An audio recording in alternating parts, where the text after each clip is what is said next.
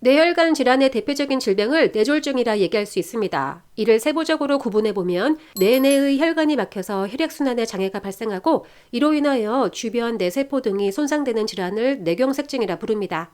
이와 더불어 뇌혈관 장애가 지속되어 뇌혈관이 터져 발생하는 뇌출혈도 뇌졸중이라 얘기하는데 뇌의 혈류가 감소하여 간헐적으로 신경학적 이상 증상을 보이나 뇌가 손상되지 않는 상태인 뇌허혈증과는 구별되는 질환입니다.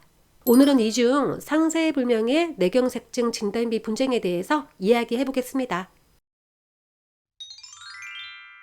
먼저 상세불명의 뇌경색증 원인을 알아보면 여러분들의 일상에 너무나 흔히 듣고 접하게 되는 고혈압, 당뇨, 고지혈증, 비만 등의 대사질환 및 대사증후군의 질병을 기존에 앓고 있던 환자분들에게 주로 발생하고 있으며 보통은 이러한 기저질환들을 장기적으로 관리하던 환자들에게는 동맥경화증이라는 문제가 함께 발생되어 그러한 병증이 된 혈관에 유발되는 핏덩어리 혈전이 뇌혈관에 발생하고 혈류를 막아 발생하는 경우가 있으며 신체의 혈관 어느 부위에서 형성된 혈전이 떨어져 나와 혈관의 혈류를 따라 돌아다니다가 뇌혈관을 폐쇄시켜 문제가 되는 색정증으로 구분해 볼 수 있겠습니다.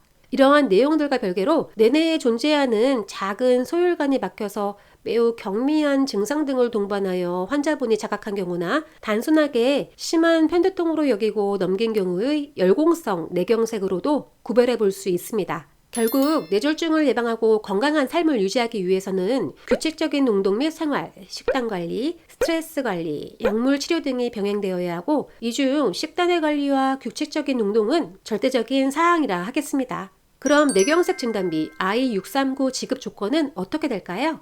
뇌경색증이 발생한 환자분들의 공통점은 신경학적 이상 증상 중 두통, 어지러움, 오심, 그리고 좀 더 심각한 경우 편마비와 언어장애 등이 발생하는 것을 잘 알 수 있습니다. 보통은 일정 시간 지속된 두통 등으로 병원에 내원하면 CT와 MRI, 뇌혈관 조영술 등의 정밀 검사가 이행된 후 확진에 의한 뇌졸중 진단 및 I639 코드가 적용됩니다. 따라서 환자의 증상과 객관적인 정밀 검사의 결과가 뒷받침되어야 하고 이를 토대로 주치 진단 내용 및 코드에 의해서 해당 보험금의 지급 조건이 우선적으로 성립됩니다. 다만 문제는 자신의 질병 및 주치의가 인정한 뇌경색증 문제에 대해서 뇌경색 보험금 청구 및 접수를 받은 보험회사에서 발생하곤 합니다. 각종 검사와 진단 내용이 정확히 발급되어 서류 접수를 이행한 피보험자 및 환자는 아무런 의심 없이 당연히 뇌경색 진단비가 지급될 것이라고 생각하지만 그렇지 못한 경우가 대단히 많고 이는 보험사의 내부적 지급 기준이 굉장히 까다롭게 적용되기 때문입니다. 환자분께서 상세불명의 뇌경색증 I639 보험금이 지급될 거라 믿고 서류를 접수하여도 보험회사는 호락호락하게 보험금을 지급하는 경우가 없는 것 같고 그 과정을 살펴보면 우선 서류 제출과 함께 해당 접수 문자와 지급 심사 담당자 배정이 이루어집니다. 이후 현장 조사를 수행하는 외주 손해사정회사 서베이 직원이나 자회사 직원 조사 담당자가 정해지고 현장 조사 담당자가 면담을 요청하여 관계 병원의 의무 기록을 발급하기 위한 위임장과 동의서, 신분증 사본을 요청합니다. 이와 함께 가장 문제가 되는 의료자문 동의서를 내밀며 동의서에 사인 등을 요구합니다.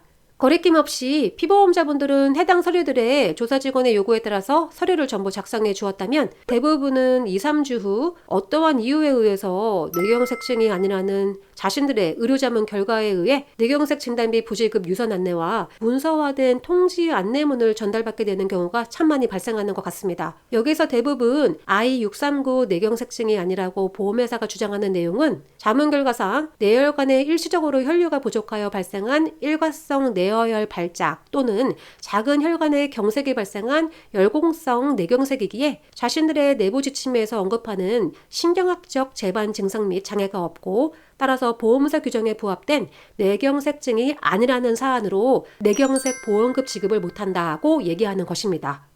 뇌경색 보험금과 관련하여 부지급되는 보험회사의 객관적 자료가 자신들의 의료자문이고 이러한 두 가지 내용들이 가장 많이 면책 처리로 활용되는 사항에 해당됩니다. 그렇다면 I639 보험금은 어떻게 해야 문제없이 받을 수 있을까요? 우선 환자분에게 발생한 두통, 어지러움, 구토, 마비 증상, 입 떨림 등의 간헐적 경련, 언어장애 등의 증상이 발생하였다면 응급으로 상급병원에 방문하셔서 치료와 정밀검사를 받으시고 회복에 힘쓰시기 바랍니다. 이후 해당 병원의 의무기록 및 검사 결과지, 검사 영상 자료 CD, 진단서 등을 확보하여 살펴보신 후 보험사에 뇌경색 진단비 신청 시 차후 조사 담당자의 면담에서 의료자문 동의서는 우선 작성하지 마시기 바랍니다. 만약 의료자문 동의서를 작성하지 않을 시 보험급 지급이 지연되거나 거부될 수 있다는 내용 등을 듣게 될 것인데, 이때 환자분들께서는 당황하지 마시고 자신에게 발생한 뇌경색증이 보험회사가 생각하는 입증 자료에 부합하는 내용들을 근거로 제시하면 됩니다. 이를 위해서는 피보험자가 가입한 보험약관 등을 구체적으로 살피고 해석하여야 하며, 또한 보충되고 구체적인 주치의 및 전문의의 의학적 소견이 첨부되어 경미하거나 소혈관에 발생한 질환 유무를 떠나서 명확한 I639 뇌경색증이 옳다는 내용을 구체화하는 것입니다.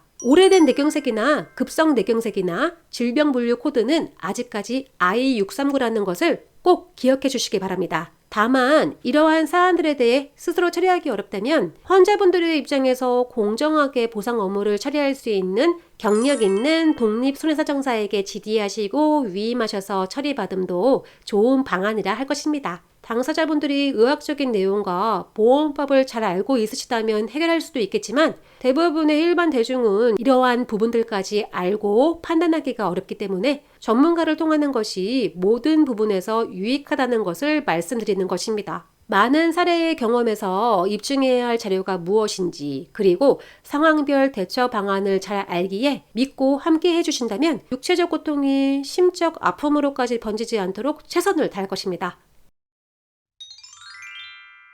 I639 상세불명의 뇌경색증 궁금증이 조금은 풀리셨나요?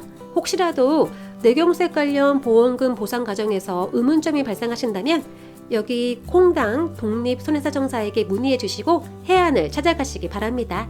오늘도 시청해 주신 여러분 감사합니다. 다음에 또 만나요.